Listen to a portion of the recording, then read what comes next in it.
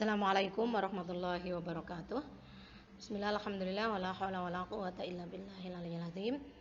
Selamat berjumpa kembali anak-anak kelas 9 MTS Negeri 1 Cilacap dalam pelajaran PPKN daring 6 ya. Kita akan melanjutkan materi untuk persiapan penilaian akhir semester ganjil, dan materi yang akan Ibu sampaikan kali ini adalah melanjutkan dari Vikon kemarin ya. Vikon itu masih kurang sempurna sehingga dilanjutkan sekarang. Materinya yaitu melaksanakan prinsip kedaulatan sesuai dengan Undang-Undang Dasar 1945.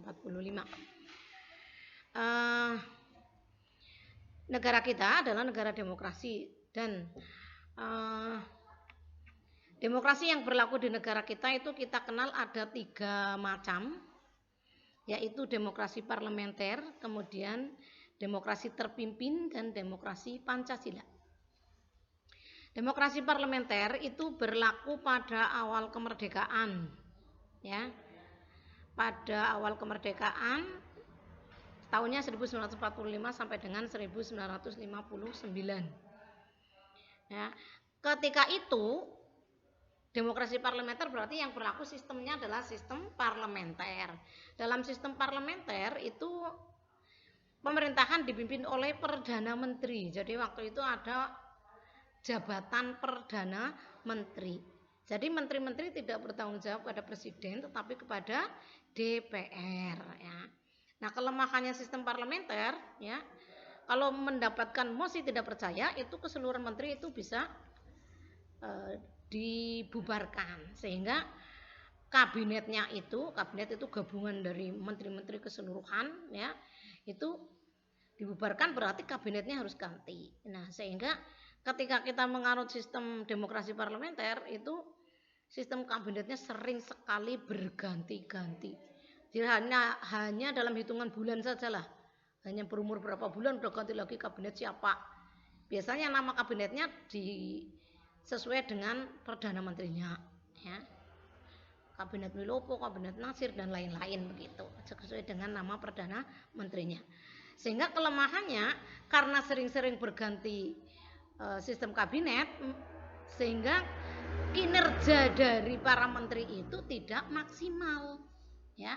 Baru ada wacana mau punya program apa, belum sempat dilaksanakan udah ganti lagi kabinetnya, misalnya begitu. Ya, itu sebenarnya itu hanya berlangsung tahun 1945 sampai dengan 1949. Tetapi ya, itu kita menganut sistem parlementer, kemudian undang-undang dasarnya juga ganti ya. Jadi pada tahun 1950 undang-undang dasarnya ganti menjadi Undang-Undang Dasar 1950.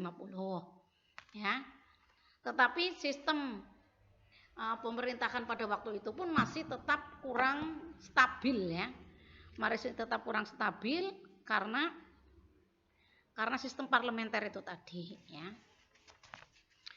Selanjutnya pada tahun 1959 itu ada dekret ya. Dekret itu ya semacam pengumuman gitulah ya, pengumuman dari Presiden Soekarno yang menggantikan, diantaranya poinnya menggantikan Undang-Undang Dasar sementara 1950 diganti lagi menjadi UUD 1945, atau bahasanya itu kembali ke UUD 1945 ya.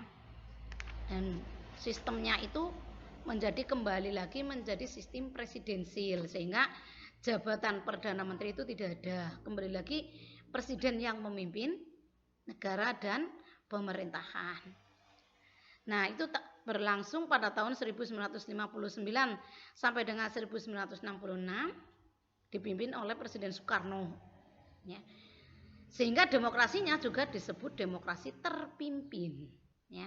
59 sampai dengan 66 itu demokrasinya demokrasi terpimpin. Sebenarnya maksud kata terpimpin di situ adalah dipimpin oleh hikmat kebijaksanaan dalam permusyawaratan perwakilan. Artinya dalam melaksanakan sistem demokrasi kita dipimpin oleh sila keempat terutama ya. oleh sila Pancasila, tapi terutama sila keempat. Tetapi sayangnya pada waktu itu Presiden Soekarno mengartikan lain kata terpimpin, ya. Jadi bukan terpimpin oleh hikmat kebijaksanaan dalam permusyawaratan perwakilan, tapi beliau mengartikannya terpimpin oleh presiden, oleh pemimpin besar revolusi, istilahnya begitu, ya. Sehingga terjadi pemusatan kekuasaan pada diri Presiden Soekarno, ya. Sehingga waktu itu banyak terjadi penyimpangan, ya, karena terlalu mengkultuskan kepada diri Presiden Soekarno, ya. Itu sistem kabinet, sistem demokrasi terpimpin. Kemudian kita ketahui bahwa Presiden Soekarno itu pada tahun 1966 itu kekuasaannya berakhir, ya. Orde lama berakhir, kemudian diganti dengan orde lain, yaitu orde baru yang dipimpin oleh Presiden Soeharto. Nah, Presiden Soeharto itu memimpin masa orde baru yang demokrasinya disebut dengan demokrasi Pancasila. Nah, demokrasi Pancasila itu sendiri berlangsung pada masa orde baru dan juga pada masa reformasi. Masa orde baru tahun 1966 sampai 1998, sedangkan masa reformasi itu 1998 sampai dengan sekarang.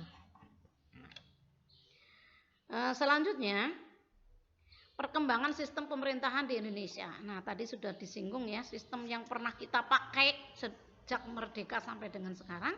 Di antaranya yang pertama adalah sistem parlementer. Sistem parlementer itu tadi Ibu sudah sampaikan. Menteri itu dipimpin oleh Perdana Menteri. Jadi Perdana Menteri itu sebagai kepala pemerintahan. Kalaupun ada jabatan presiden, itu presiden hanya kepala negara saja, ya. Sedangkan menteri dipimpin oleh Perdana Menteri sebagai kepala pemerintahan. Kemudian yang kedua, sistem presidensil. Nah, ini sistem presidensil ini sejak orde baru sama reformasi itu pakainya sistem presidensil. Jadi maksudnya presiden itu sebagai kepala negara sekaligus sebagai kepala pemerintahan.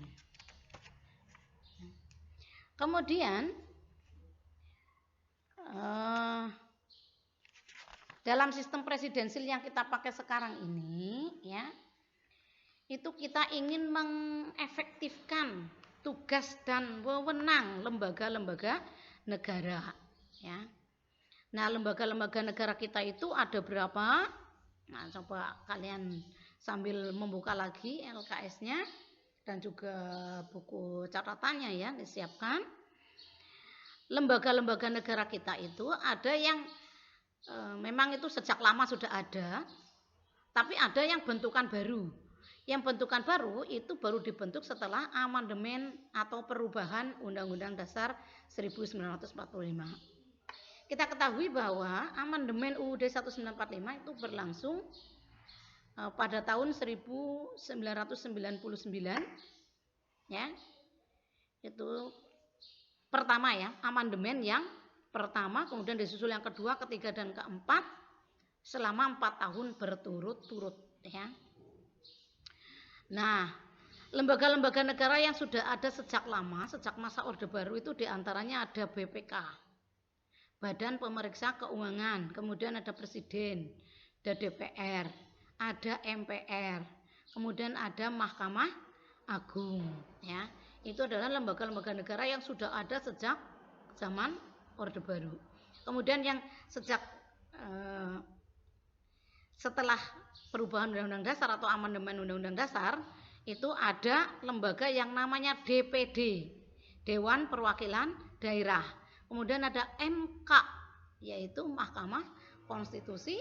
Kemudian ada juga KY, yaitu Komisi Yudisial, ya. Jadi ingat, DPD, MK, dan KY itu adalah lembaga baru, ya, yang baru ada setelah amandemen Undang-Undang Dasar 1945. Sedangkan sebelum amandemen itu sudah ada BPK, Presiden, DPR, MPR, dan MA, ya. Ya. Nah, itu tugasnya apa masing-masing dari lembaga-lembaga negara tersebut. Nah, ini nanti menjadi tugas kalian dalam tugas luring 6 berarti ya, luring 6 ya. Sudah siap ya kalian ya? Ya, tinggal pelajari saja LKS-nya. Kemudian kalau ada buku paket juga, buku paketnya juga dari daring yang sekarang ini ya. Ya, Ibu tidak menjelaskan panjang lebar tentang tugas dan wewenangnya masing-masing. Silakan kalian pelajari sendiri dari buku-buku tersebut untuk menjadi tugas luring 6. Nah, untuk itu pertemuan ini Ibu tutup sampai sekian. Mudah-mudahan ada manfaatnya ya. Mari kita tutup dengan bacaan alhamdulillahirabbil alamin. Sekian, assalamualaikum warahmatullahi wabarakatuh.